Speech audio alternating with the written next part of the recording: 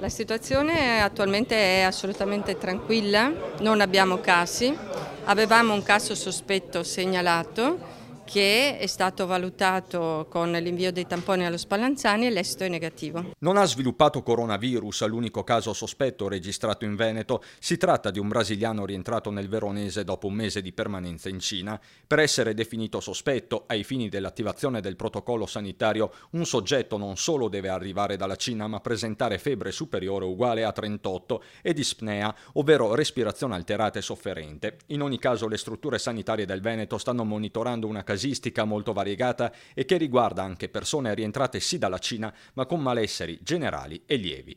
Comunque in questo momento abbiamo anche, se la persona che presenta il criterio epidemiologico non ha proprio tutti i sintomi, comunque viene presa in carico e valutata singolarmente se può o meno rientrare nella definizione di caso sospetto. E tra questi casi rientra il dipendente dell'albergo di Verona che ha avuto contatti con la coppia di turisti cinesi ricoverati allo Spallanzani di Roma per il coronavirus. Prima di raggiungere la capitale, la coppia aveva soggiornato nella città scaligera il 23 e 24 gennaio. Questa persona sta bene e comunque per 14 giorni dall'esposizione, quindi ne sono già passati 7, naturalmente controllerà la temperatura, se ha dei sintomi si rivolge subito ai sanitari. Più in generale restano i consigli di sempre, utili anche per l'influenza stagionale, come lavarsi le mani o evitare luoghi chiusi e affollati. Certo, proprio la concomitanza con il virus di stagione non aiuta. È chiaro che si va ad accavallare con l'influenza tradizionale che avrà il prossimo picco nei prossimi 10 giorni.